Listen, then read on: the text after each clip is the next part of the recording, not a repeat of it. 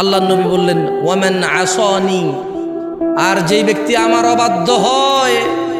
যাকে দাড়ি রাখতে বলেছি রাখে না, টাকনুর নিচে প্যান্ট রাখতে নিষেধ করেছি মানে না, যাকে বলেছি বাবা মায়ের সাথে ভালো ব্যবহার করো সে আমার কথা মানে না, যাকে বলেছি 5 ওয়াক্ত 17 রাকাত নামাজ পড়োই পড়ো নালে মুসলিম থাকবা না সে পরোয়া করে না, যাকে বলেছি তোমার হালাল থেকে খাও, হালাল থেকে উপভোগ করো, যাকে বলেছি মেয়ের কাছে যেও না বিবাহ ছাড়া, বলেছি কোনো মহিলার সাথে কথা বলিও না অপ্রয়োজনে প্রয়োজন ছাড়া, যে এগুলো মানে না, ওয়ামান আসানি, শুনে নাও আমার সাহাবারা, যেই ব্যক্তি আমি মুহাম্মদের অবাধ্য করলো, যেই ব্যক্তি আমার অবাধ্য হলো, বলেছি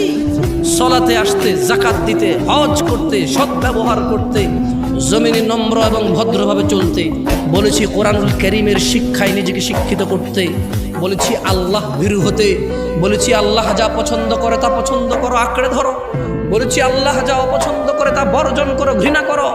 যে এগুলোর পরোয়া করেনি ওয়ামান আসানি, যে আমি মুহাম্মদের অবাধ্য হলো, শুধু সুন্নত মনে করে অবাধ্য হয়ে গেছে, মানে আল্লাহ নবী বলছে রাখো, ও বলেছে সুন্নত, আল্লাহ নবী বলছে করো, ও বলেছে সুন্নত, সুন্নত। ইন্না লিল্লাহি ওয়া ইন্না ইলাইহি রাজিউন। আল্লাহ নবী বলছে ওয়ামান আসানি, যে আমি মুহাম্মদের অবাধ্য হলো, ফাকাদ আবা, সেই লোকই আমাকে অস্বীকার করলো যে আমার অবাধ্য হলো।